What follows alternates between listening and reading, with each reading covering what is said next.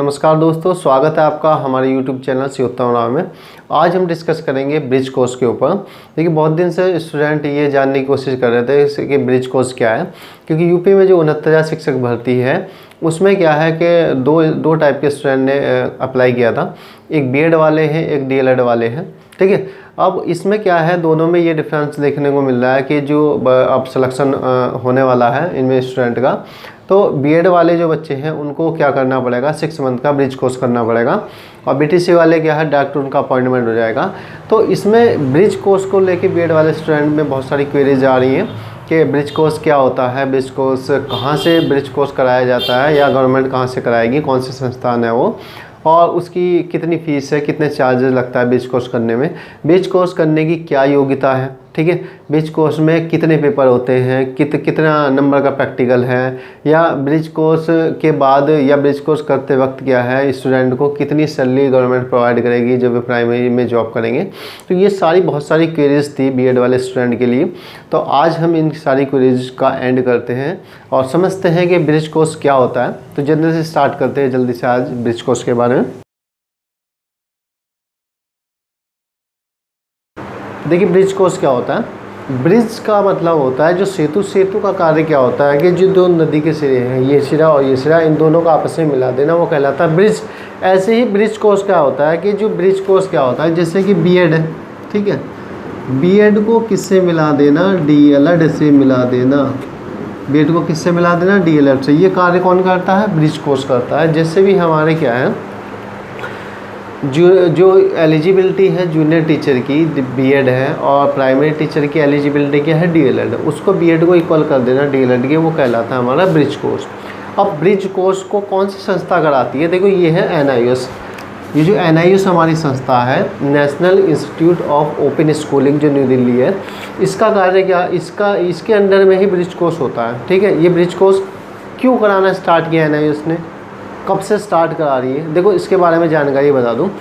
जो पहले क्या होता था कि भाई बीटीसी वाले इतने स्टूडेंट नहीं मिल पाते थे, तो गवर्नमेंट क्या करती थी, प्राइमरी में भी क्या करती है, बीएड के स्टूडेंट को ले लेती थी एज ए टीचर के रूप में। तो अब परंतु क्या है, 2011 से जो आरटीआई एक्ट लगा था, तो उसके अकॉर्डिंग क्या था कि डिफरेंट लेवल के जो भी टीचर हैं, प्राइमरी का है, जूनियर का है, उनकी थोड़ी जो योग्यता है वो भी डिफरेंट हो गई थी। जैसे क्या है, प्राइमरी के स्टूडेंट होते हैं उनकी जो लर्निंग कैपेसिटी होती है वो अलग होती है, जूनियर के जो बच्चे होते हैं उनकी लर्निंग कैपेसिटी अलग होती है। तो देखिए, जूनियर के जो बच्चे हैं वो थोड़े बड़े बच्चे हैं, प्राइमरी के जो बच्चे हैं छोटे बच्चे हैं, तो उनकी लर्निंग जो कैपेसिटी वो कम है, उनकी कैपेसिटी ज़्यादा है। अब मैं बाकायदा क्या है, जूनियर का एज ए टीचर हूँ, सपोज कर टीचर हूँ, तो मेरी जो बच्चे की जो साइकोलॉजी समझने की क्षमता होगी वो बड़े बच्चों की होगी। अब मैं तो कैसे मैं समझ सकता हूँ छोटे बच्चे की जो क्या नाम लर्निंग कैपेसिटी वो कैसी। तो इसको देखते हुए जो हमारे क्या नाम एजुकेशन के जो साइंटिस्ट हैं, मनोवैज्ञानिक हैं, उन्होंने क्या किया, इनकी योग्यता को जो सिलेबस जो निर्धारित किया बीएड का और डीएलएड का, उसमें देखा गया, उसमें बहुत सारा डिफरेंस देखने को मिलता है। जो हमारे डीएलएड वाला जो पाठ्यक्रम है उसमें लेसन प्लान वगैरह जो होते हैं वो जनरली देखे गए होंगे, वो 1 to 5 है, 6 to 8 है।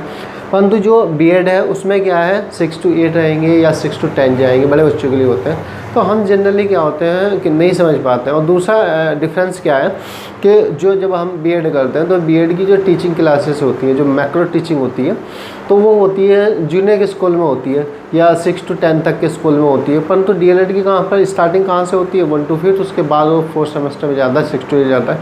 तो दोनों में कहीं ना कहीं पाठ्यक्रम में क्या है, डिफरेंस है। तो इन डिफरेंस के अकॉर्डिंग क्या होगा, वो करा एनआईओएस ने कि जी कैसे हम क्या कर सकते हैं, इन दोनों के पाठ्यक्रमों को बाद में सम्मिलित कर सकते हैं, ताकि जो बहुत पहले से हमारे जो बीएड वाले स्टूडेंट हैं या टीचर हैं वो पढ़ा रहे हैं प्राइमरी की क्लासेस को, तो वो कैसे इसमें कवर अप कर सके, कैसे वो बच्चों की जो कैपेसिटी है, लर्निंग कैपेसिटी, उसको समझ सके। उसके लिए एनआईओएस ने कौन सा कोर्स स्टार्ट किया, ब्रिज कोर्स जिसे कहते हैं हम। ठीक है, ब्रिज कोर्स किया। अब कब से स्टार्ट कर रहा है एनआईओएस स्टार्ट कर रहा है, इसका जो फर्स्ट बैच का रजिस्ट्रेशन हुआ था वो 2017 में हुआ था।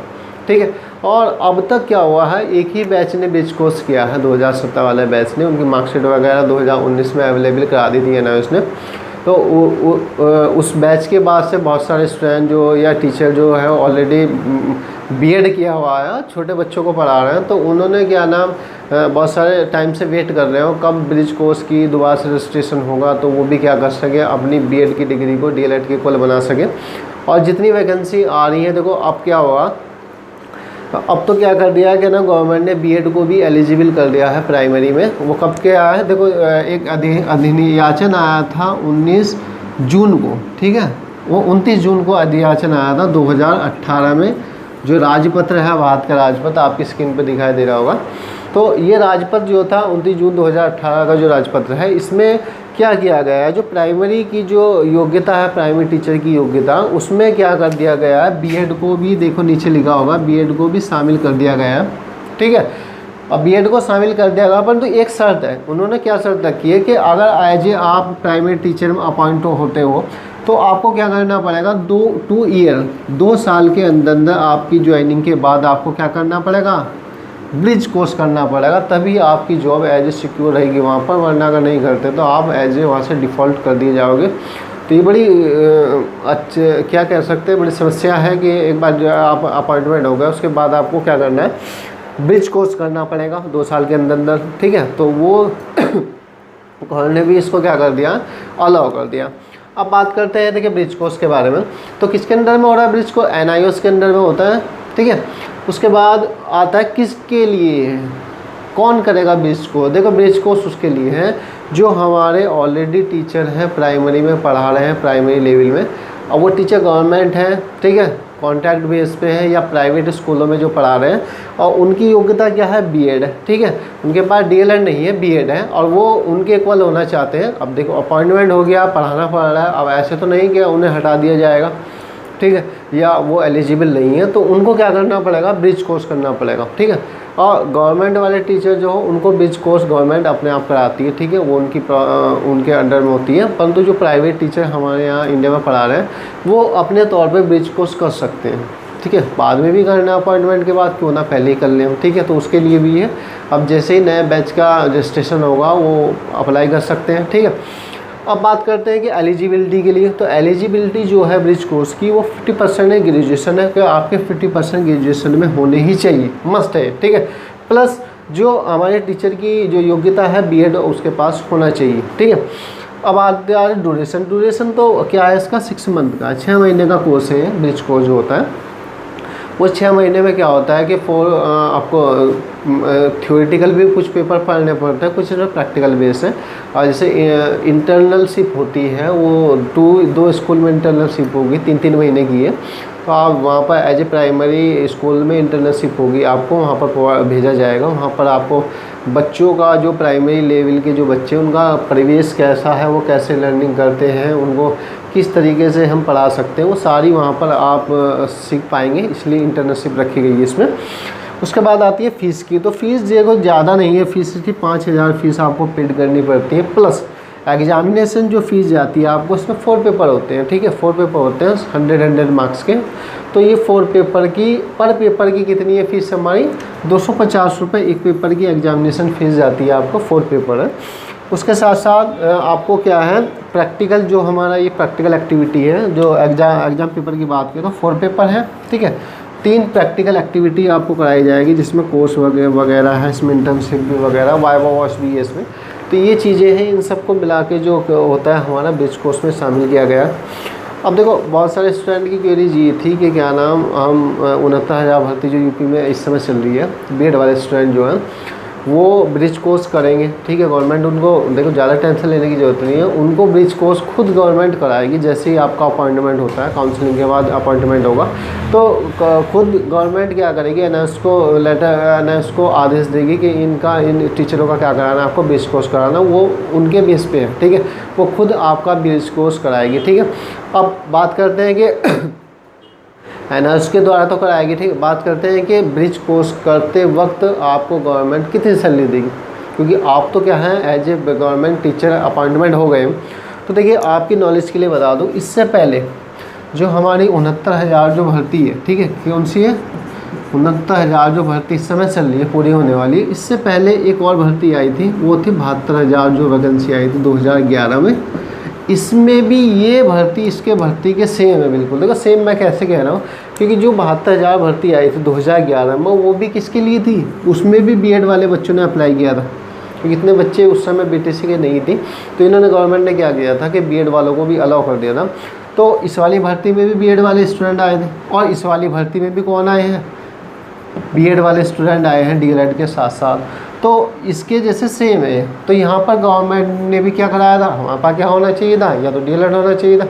तो उसको इक्वल करने के लिए गवर्नमेंट ने ब्रिज कोर्स ऑलरेडी कराया था 2011 में, जो बच्चे सेलेक्ट हुए थे 72,000 में। तो सेम यहाँ पर भी ऐसे ही होगा, यहाँ भी गवर्नमेंट क्या करानी पड़ेगी, ब्रिज कोर्स कराना पड़ेगा। तो इन ये जो बच्चे सेलेक्ट हुए थे बीएड वाले 72,000 वाली वैकेंसी में, उसमें जो मानदेय था, जिसे कहते हैं, देखो मानदेय कहते हैं कि जो भी जैसे तुम क्या नाम एज ए अपॉइंटमेंट हुए, ठीक है, उसके बाद गवर्नमेंट एक इतने रुपए तुम्हारे निर्धारित कर देती है कि भाई इतने तुम्हारे प्रशिक्षण के वक्त मिलेंगे। तो उस समय कितने मिलते थे, उस समय मिलते थे, तुम्हारी बात करो 7,200 रुपये, तुम्हारे जो 7,200 रुपये आपको मिलते थे पर मंथ के हिसाब से, जब आपके 6 महीने का ब्रिज कोर्स हुआ था।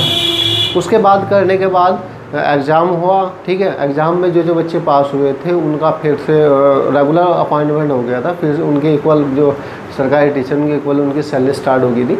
सेम वही प्रोसेस गवर्नमेंट क्या करेगी, इसमें ही फॉलो करेगी। तो ठीक है, तो परंतु पहले मानदेय कितना मिलता है ब्रिज कोर्स करते वक्त, 7200 मिलता था, इसको थोड़ा बढ़ा दिया गया। देखो बढ़ा दिया क्या गया, इस समय जो हमारे शिक्षाविद हैं, ठीक है, जो टेट क्वालिफाई भी नहीं है, या कह दें असिस्टेंट टीचर नहीं बने हैं, तो इस समय मानदेय कितना चल रहा है उनका, 10,000 पर मंथ मानदेय चल रहा है। तो आपको भी मानदेय कितना देगी गवर्नमेंट, इतना ही तो देगी, उनके इक्वल तो देगी। तो मेरे हिसाब से क्या है कि जहाँ तक सोचा जा रहा है, तो आपको मानदेय कितना मिलेगा, 10,000 मिलेगा, या कह सकते हैं कि 10,000 से लेके 15,000 तक का आपको मानदेय मिलेगा। कब तक मिलेगा, वो 6 महीने तक मिलेगी, जब तक आपका ब्रिज कोर्स चलेगा। अब जैसे ब्रिज कोर्स होगा उसके बाद एग्ज़ाम होगा, ब्रिज कोर्स के एग्ज़ाम पेपर होंगे, इसमें आप क्वालिफाई होते हैं तो उसको आपको एज ए गवर्नमेंट अपॉइंटमेंट कर दिया जाएगा। फिर आपकी भी सैलरी कहाँ से स्टार्ट हो जाएगी, वही 42,000 वगैरह से स्टार्टिंग हो जाएगी। 35,400 जो बेसिक है वो आपकी स्टार्ट होने लग जाएगी, ठीक है। तो ये चीज़ें थी इसको लेके कि कितनी सैलरी मिलेगी हमारे ब्रिज कोर्स कर। आपने सोचा होगा ये सारे ब्रिज कोर्स के जब हम समझ रहे थे कि गवर्नमेंट ने क्या कर दिया है कि बीएड को इक्वल कर दिया है डीएलएड के, ठीक है। बीएड वाला स्टूडेंट क्या है, प्राइमरी से लेके प्राइमरी में एलिजिबल है, जूनियर में एलिजिबल है, टीजीटी में है, पीजीटी में है, एमएड करके हायर में भी है। तो गवर्नमेंट को एक, जब आप ऐसा ब्रिज कोर्स करा रहे हो, ठीक है, कि भाई जो बीएड को इक्वल कर देता है डीएलएड के, तो क्यों ना गवर्नमेंट को एक ऐसा भी कोर्स स्टार्ट करना चाहिए जो क्या करें, जो आपके डीएलएड जो स्टूडेंट हैं उनको क्या कर दे, बीएड के इक्वल कर दे। मतलब इक्वल कैसे कर दे, इक्वल कैसे कर दे कि जो बीएड वाला स्टूडेंट है वो क्या कर रहा है, प्राइमरी, जूनियर, टीजीटी, पीजीटी इन सब में एलिजिबल है। परंतु हम क्या देखते हैं, डीएलएड वाला इस समय एट प्रेजेंट कहाँ पर एलिजिबल है, ओनली प्राइमरी है, जूनियर है, टीजीटी पीजीटी में वो अप्लाई नहीं कर सकता, क्योंकि उसकी जो ये डिप्लोमा है वो वैध नहीं है वहाँ पर। तो गवर्नमेंट को जब यहाँ पर ये ब्रिज कोर्स चला सकती है कि भाई डीएलएड को बीएड के इक्वल कर रही है, वो बीएड को डीएलएड के इक्वल कर रही है, तो क्यों ना ऐसा भी एक ऐसा ब्रिज कोर्स स्टार्ट कर दिया जाए 6 महीने के लिए, जो बेचारे डीएलएड वाले स्टूडेंट हैं वो भी बीएड के इक्वल हो जाए, वो भी टीजीटी पीजीटी में अप्लाई कर सकें। ये सरकार को यहाँ पर सोचना चाहिए, लेकिन मेरे अकॉर्डिंग तो ऐसा करना चाहिए, ठीक है। एक एजुकेशनिस्ट होने के नाते मेरी भी ये सोच, मैं भी यहाँ पर एक सोच रखता हूँ, गवर्नमेंट को ये सलाह देता हूँ कि आपने जैसे ये कोर्स स्टार्ट किया है, ऐसा ही कोर्स क्या डीएलएड को भी करना चाहिए। देखो डीएलएड जो क्या है, जब तुम 2 साल का वो भी है और 2 साल का बीएड भी है, वो भी ग्रेजुएशन से होता है, ये भी ग्रेजुएशन से होता है। तो क्यों ना एक ऐसा ब्रिज कोर्स कर दिया जाए ताकि डीएलएड वाला स्टूडेंट भी बीएड की इक्वल हो जाए, दोनों टीजीटी पीजीटी में अप्लाई कर सकें, ठीक है। क्योंकि क्या है, देखो बहुत सारे यहाँ पर विसंगतियाँ यहाँ पर ये आ रही है कि कोई जैसे क्या डीएलएड है, बाई चांस किसी स्टूडेंट ने पहले जो स्टूडेंट था डीएलएड कर लिया और वो चाह रहा है टीजीटी पीजीटी में अप्लाई करना, वहाँ तक उसके दायरे क्या है, रास्ते बंद हो गए, तो मजबूरन वो क्या करेगा, वो भी बीएड, फिर डीएलएड करने के बाद बीएड करेगा। वहाँ 2 साल वेस्ट हो गए, 2 साल वहाँ वेस्ट हो गए, तो 4 साल में योग्यता कवर कर रहा है। तो उसके लिए आप यहाँ पर ये भी ब्रिज कोर्स स्टार्ट कर दीजिए ताकि उसके 2 साल क्या हो जाए, बच जाए, जैसे बीएड वाला डीएलएड के इक्वल हो गया, तो ऐसे बीएड वाला बच्चा भी क्या हो सकता है, डीएलएड वाला भी क्या हो सकता है, डीएलएड के इक्वल हो सकता है। ये मेरी थॉट ऑफ द व्यू है, यहाँ पर सोचना चाहिए गवर्नमेंट को, ठीक है। बहुत अच्छा, अगर गवर्नमेंट ऐसा करती है तो स्टूडेंट का बहुत सारा टाइम जो 2 साल का और प्लस जो उसके पैसे हैं 1 लाख के समथिंग जो है वो भी उसका क्या हो जाएगा, बच जाएगा। तो यहाँ पर ये चीज़ें होनी चाहिए। और देखो क्या है, आपको आज समझ में आ गया होगा ब्रिज कोर्स क्या है। अगर इससे रिलेटेड या आपको कुछ भी इसमें कोई पॉइंट है, आपके मन में कोई क्वेरीज है ब्रिज कोर्स को लेके, या फिर कुछ ऐसे और इससे रिलेटेड एजुकेशन से रिलेटेड कोई भी क्वेरीज है, तो आप वीडियो के नीचे मैसेज टाइप कर सकते हो कि हमारी ये क्वेरीज हैं, तो मैं वहीं पर उनको आंसर दे दूंगा इनबॉक्स में जाके। या फिर अगर ज़्यादा क्वेरीज आती है किसी टॉपिक के ऊपर, तो उस टॉपिक के ऊपर न्यू वीडियो बना के अपलोड कर दूंगा। आप वहाँ पर आपकी क्वेरीज वहाँ पर आप उसको समझ सकते हैं और अपनी जो समस्याएं हैं वो कहीं ना कहीं कुछ कम कर सकते हैं। तो जितने भी नए वाले स्टूडेंट मेरी ये वीडियो देख रहे हैं, ठीक है, वो हमारा चैनल शिवोत्तम राव सब्सक्राइब कर लें, ताकि शिक्षा जगत की जो भी उठापटक हैं, जो भी नई नई वैकेंसी आने वाली हैं, जो भी घटनाएं चल रही हैं एट प्रेजेंट फ्यूचर में जो है, उन सारी अपडेट अगर आप होना चाहते हैं एजुकेशन की जो घटनाएं हैं उनसे अपडेट होना चाहते हैं, तो हमारा चैनल सब्सक्राइब करें, ताकि टाइम टू टाइम आपको न्यू से न्यू नॉलेज आपको एजुकेशन सिस्टम से प्रोवाइड होती रही।